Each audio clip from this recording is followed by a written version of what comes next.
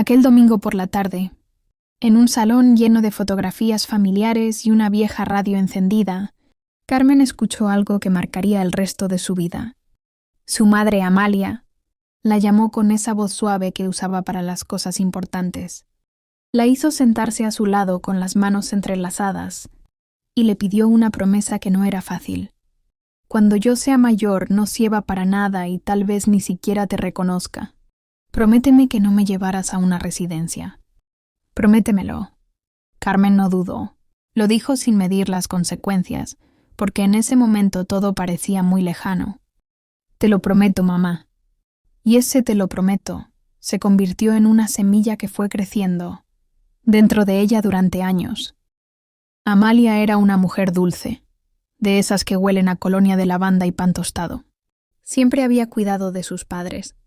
Siempre había sido la primera en ayudar, en dar, en amar. Pero un día empezó a hacer cosas raras. Compraba compulsivamente, escondía las bolsas por toda la casa. Decía que su marido le robaba, que Carmen hablaba mal de ella, que los vecinos la espiaban. Decía cosas que no eran ciertas, pero lo hacía con la convicción de una verdad absoluta. A veces reía sola, otras veces lloraba con furia. Carmen intentaba entender. Su padre intentaba negar, y su hermano simplemente no estaba. Cada uno lidiaba con el desconcierto como podía, hasta que una mañana, después de un altercado en la calle, Carmen tomó una decisión. La llevaron al psiquiatra. Carmen fue quien habló, quien puso en palabras todo lo que estaba pasando. Amalia, al escucharla, se sintió traicionada. Al salir del consultorio, en mitad de la acera, comenzó a insultar y a bofetear a su hija con una furia infantil. La gente miraba. Carmen no se defendió. No le importaba lo que pensaran los demás, porque aquel día, por fin, alguien puso nombre a lo que les estaba robando a su madre: Alzheimer. El diagnóstico cayó como un ladrillo en medio del corazón de la familia. El padre, Juan, no lograba entender que la mujer que toda su vida lo había tratado con ternura, ahora lo insultara con palabras, que nunca antes había usado. Él no podía separar la enfermedad de la persona. Carmen sí. Ella sabía que su madre ya no era ella, no del todo. Los días se convirtieron en batallas, algunas pequeñas, como evitar que Amalia se escapara por la puerta con un abrigo de su marido, diciendo que iba a misa. Otras más grandes, como las noches sin dormir, los gritos repentinos, los momentos de completa desorientación. Y a pesar de todo, Carmen la sostenía. Su hermano durante un tiempo la ayudó. La relevaba algunas tardes, pero aquello era un remolino. A veces la ayuda no bastaba. Pasó el tiempo y, un día, su hermano planteó lo inevitable. Carmen, deberíamos internarla. Pero Carmen lo miró con la serenidad de quien no tiene dudas. No, le prometí que no lo haría. ¿Y qué? ¿Vas a destrozarte la vida por una promesa? No es una promesa, es mi palabra. Y ella me la pidió con amor. Desde ese día, Carmen asumió todo. Se quedó sola con su padre, con la carga diaria, con la dignidad a cuestas. Los meses pasaron, los años borraron muchas cosas, incluso el habla de Amalia. Ya no comía sola, ya no reconocía su reflejo. Era apenas una respiración en el sillón, pero Carmen no se rendía. Dormían en la misma habitación como cuando ella era niña.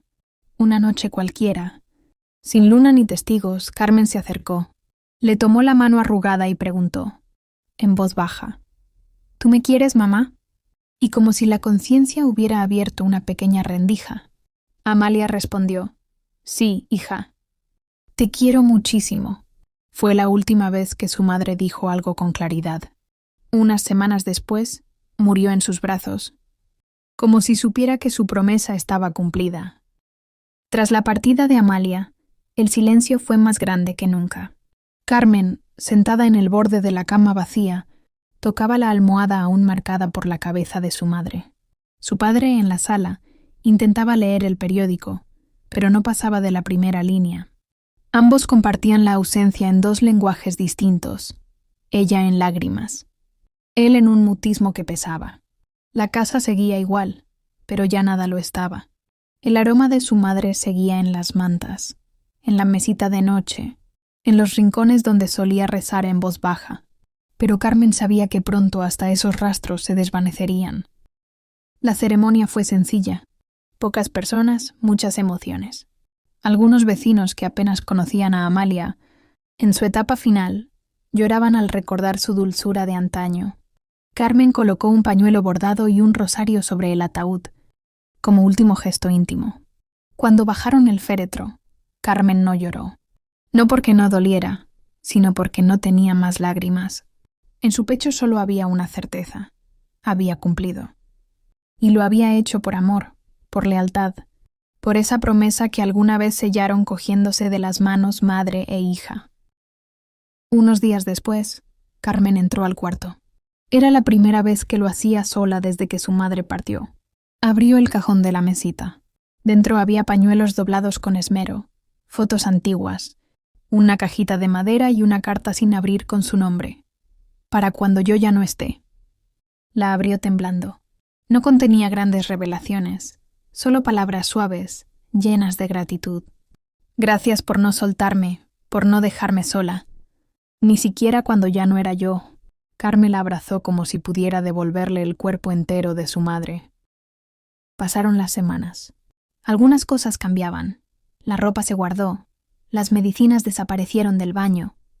Amalia seguía sobre la repisa, junto a una vela encendida que Carmen renovaba cada tarde. A veces en la cocina, creía escuchar los pasos arrastrados de su madre, o el murmullo de sus oraciones. Pero más que fantasmas, eran recuerdos vivos que seguían abrazándola sin que nadie más lo notara. A su manera, el padre de Carmen también lidiaba con la pérdida. No hablaba mucho, pero comenzó a preparar el desayuno con las tazas de siempre, incluyendo la de su mujer Amalia. Un día, Carmen le preguntó por qué lo hacía. Él respondió sin levantar la vista. Por costumbre o por esperanza.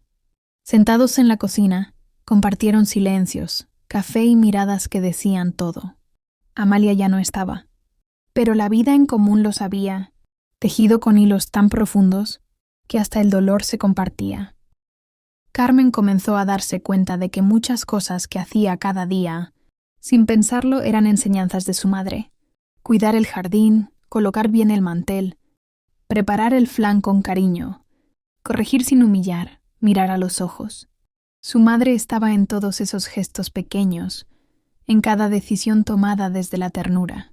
Más que una madre, Amalia había sido un faro, y aunque se hubiera apagado, su luz seguía guiando los pasos de Carmen. Carmen nunca se arrepintió de haberla cuidado, ni del cansancio, ni de las lágrimas, ni de las noches sin dormir, porque dentro de todo ese esfuerzo había algo más grande, el amor verdadero, el que no pide condiciones, ese amor que también la reconstruyó cuando se sintió vacía.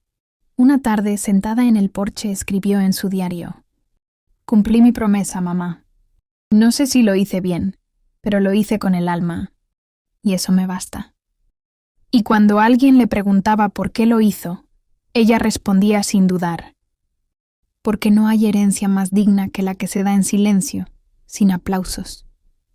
Y mi madre me la dejó entera.